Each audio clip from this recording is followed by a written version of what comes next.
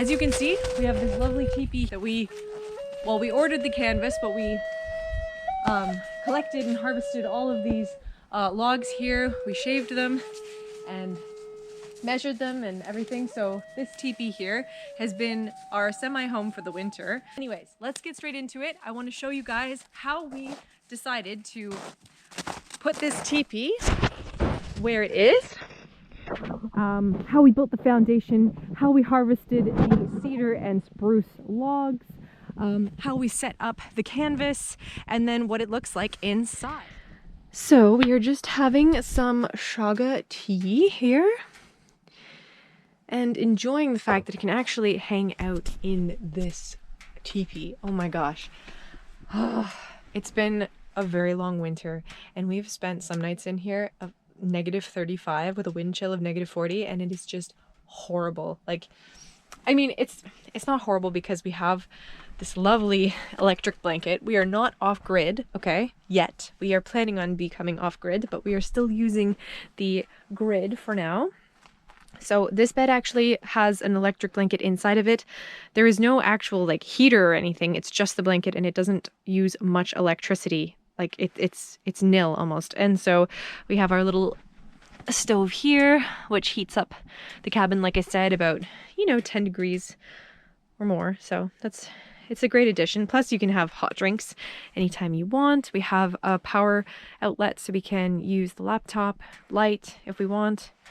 And yeah, so mostly we just have our giant collection of wood here that's drying out so that we can use it. Now that it's springtime, we can actually stay in here. So we've actually been staying in the log house for the majority of the days, and then we come out here to sleep at night because the log house only has 1/2 bedrooms, and so the rest of our family stays there and we stay out here. So the house is kind of like, the log house kind of becomes like a coffee shop. But yeah, the log house is almost 200 years old. So it's been pretty drafty and it's pretty packed, having like 5 people in there. So it's gonna be really exciting to have just this sanctuary. We are going to go back in time and see how it all kind of began before we even really knew what we were doing. And believe me, we started building this kind of massive base for the teepee because we wanted to be higher off the ground so that when the spring came, like the water would, kind of leave and not pool in the center. We actually also built, like, this is all stone under here. This is actually a stone fireplace under the mat, but we couldn't use it because was producing too much smoke, and this actually works a lot better. But ultimately we want to have a rocket mass heater in here. I think that would be really, really useful. So, and okay, we have like a little insanity over here. You know what? No, I just want to relax for a moment. Let's go back in time.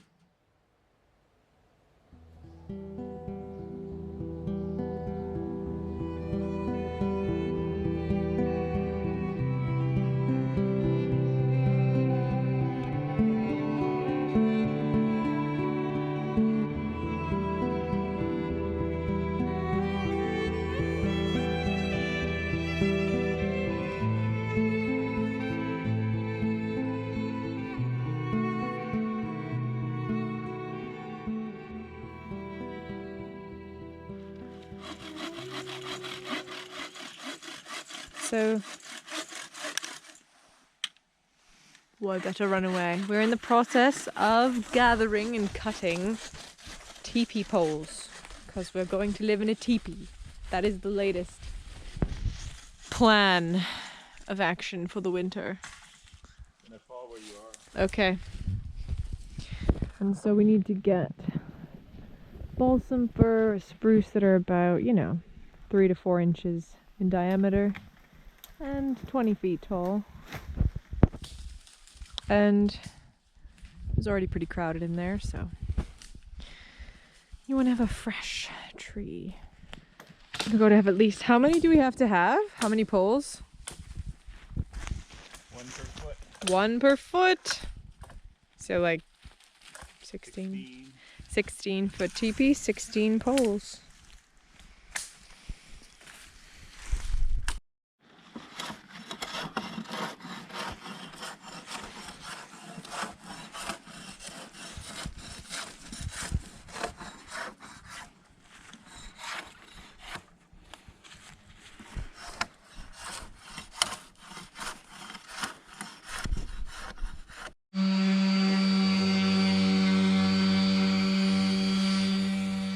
started? Wow. They smell amazing.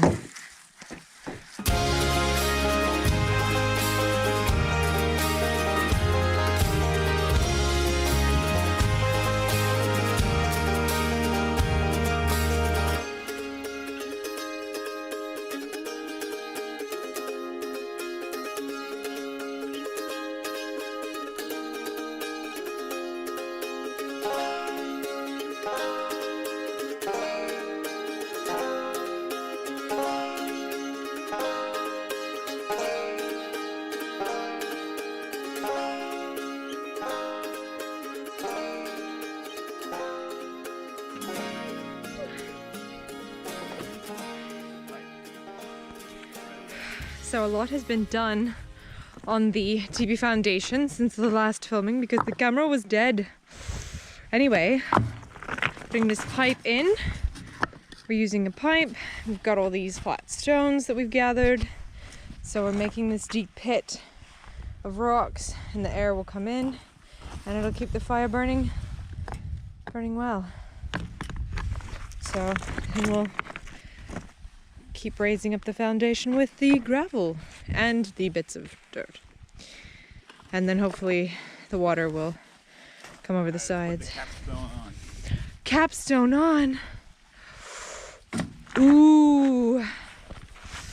Oh, this is so exciting. I'm like...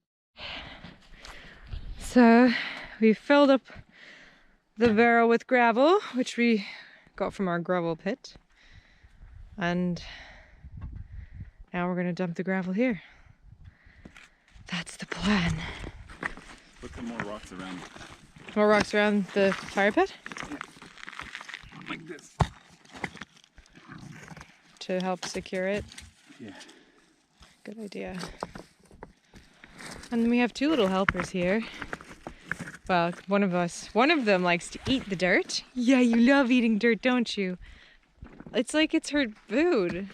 I mean, you'd think if she could eat the dirt, then we don't have to buy you dog food, but that's just not how it works.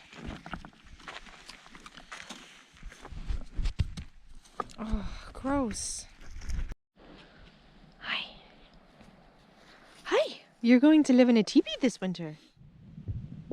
So this is a very exciting moment. We just got our teepee canvas, and so we are hoping that we will get to put it up maybe today or tomorrow, depending on the weather. It's kind of windy right now. I've also got the instructions, and then in here there's all kinds of... This is, I think, the liner for the inside. Whoops.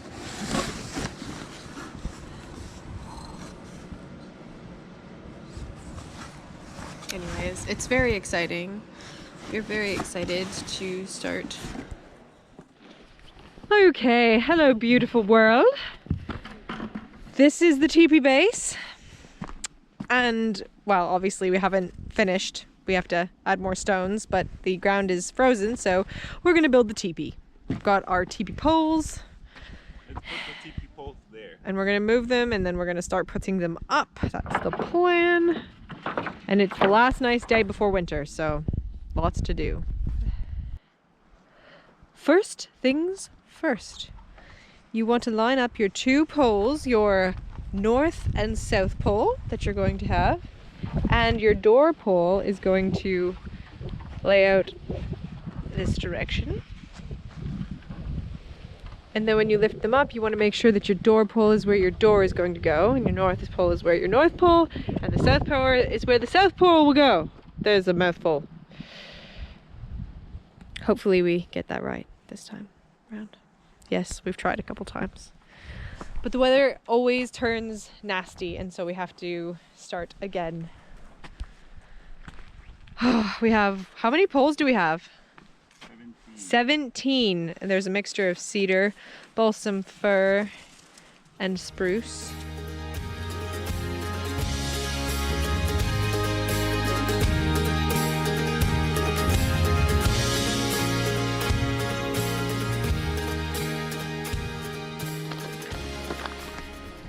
Okay, so this will be the entranceway.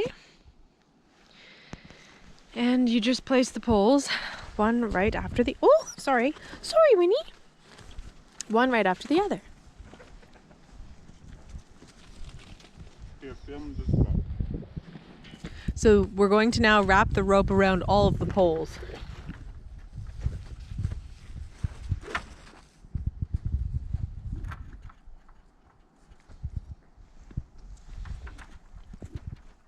So you're tightening the rope around the poles so that they're tight on each other, because right now they're really loose. All right, so you wrap the rope around about 3 or 4 times just to make, well, I mean, we're going to adjust all the poles once the canvas is on, and then we wrap the rope around these. Next step, it says.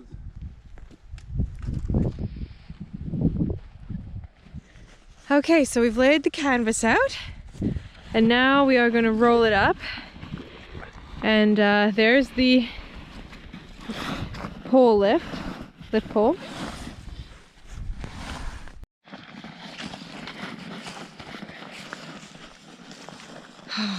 This is a very exciting moment. This feels more sturdy than any Dodger we've had. There's 4 Yeah. layers of Oh wow. Oh my gosh.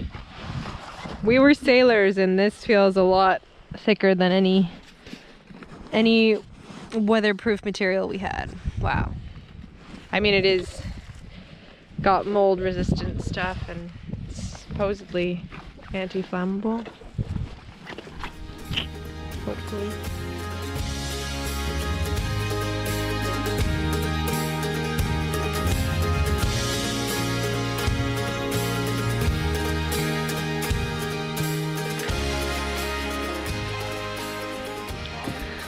Okay. Yeah, so your canvas might not fit, so you'll have to move in the poles, which we just did, and it's almost fitting.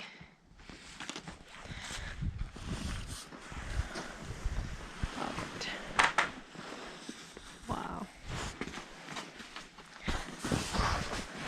Whew.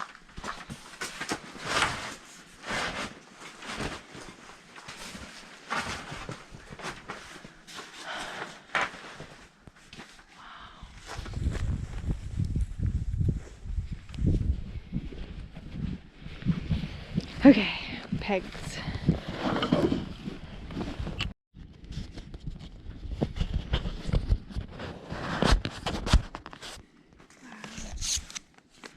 the bottom. Well, we're not going to do the bottom yet. Put in all the pins, and then you adjust the poles after.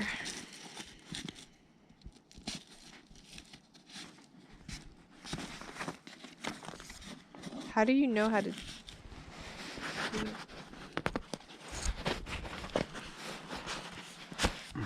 Make it fit better. Okay.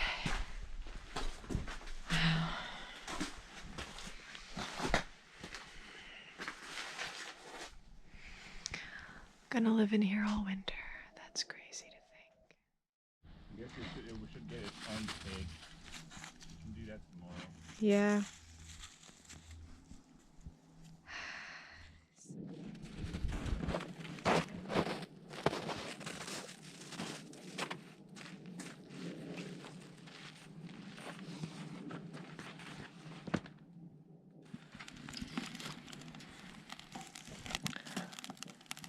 So the only other issue is that this lovely little stove here has to be fed pretty much like every 10 minutes. So you have to hang around. You can't like go out on a walk or something because the fire will die. But it's got a really great suction ability. So this is the winter well if anyone is interested. It's got these lovely kind of like legs, I don't know how to say it, but we've also got this little fan which uses the heat and that.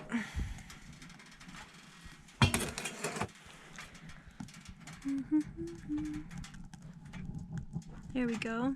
Yeah, like look at how well it starts up. Even if the logs are kind of damp, it works well.